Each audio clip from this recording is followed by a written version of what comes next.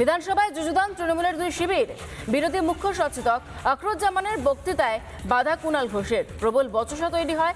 কুণাল ঘোষকে সেই সময় একদিনের জন্য সাসপেন্ড করে স্পিকার। মার্শাল দিয়ে চ্যাংদোলা করে বের করে দেওয়া হয় বিধানসভা থেকে কুণালকে।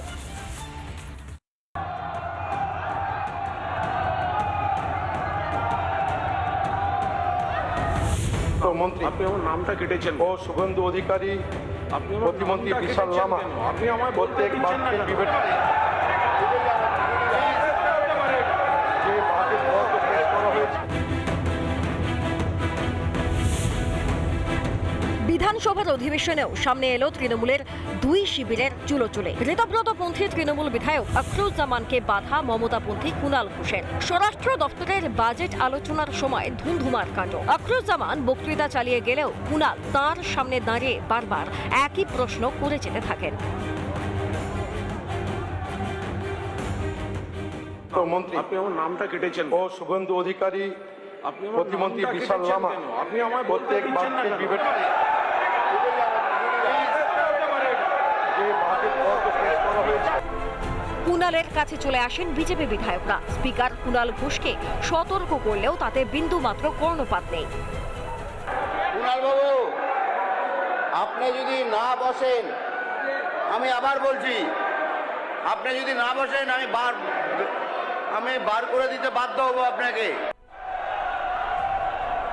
এরপরই মার্শাল ডেকে কুণাল ঘোষকে বের করা হয়। রীতিমতো পাঁজা কুলা করে তাকে বের করে দেওয়া হয় বিধানসভার বাইরে। মাননীয় আখরুজ্জামান সাহেব এই বিধানসভার অনেক দিনের মেম্বার। আজকে যেভাবে মমতাপন্থী তৃণমূলের একজন সদস্য তাকে কার্যত শারীরিকভাবে নির্যাতন করতে এগিয়ে গেছিলেন, আমি মুখ্যমন্ত্রী হিসাবে এবং লিডার অব দি হাউস হিসাবে এর তীব্র নিন্দা করছি। শেষমেশ এই দিনের মতো বেলেঘাটার তৃণমূল বিধায়ককে সাসপেন্ড করেন বিধানসভার অধ্যক্ষ। আমি আবার বলছি, আপনি যদি না বসেন আমি কিন্তু সাসপেন্ড করে দেবো আপনাকে। বার করে দিন তো ওকে, বার করে দিন। জোর করে অনৈতিকভাবে এই বিরোধী পক্ষকে স্বীকৃতি দেওয়া হয়েছে, যেটা হচ্ছে বিবেচনাধীন, বিচারাধীন। আজ পুলিশ বাজেট শোভনদা আমার নাম দিয়েছিলেন, দেয়নি, তার বদলে আলিফাকে দিয়েছে। আচ্ছা, আলিফাকে যে দেবে, আলিফা যে তৈরি হয়ে আসবেন তারও কোনো স্কোপ নেই, কারণ তিনি জানেন না। ভোটে হারের পর 21শে জুলাইয়ের মঞ্চে পথে তৃণমূলের খেউ খেই দেখেছে জনতা। এবার সেই খেউ খেই চরমে উঠল বিধানসভার ভিতরে। রিপাবলিক বাংলা।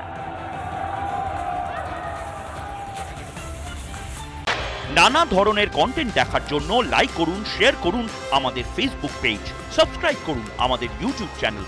পাশাপাশি অন্যান্য ব্রেকিং নিউজের জন্য অবশ্যই চোখ রাখুন রিপাবলিক বাংলায়।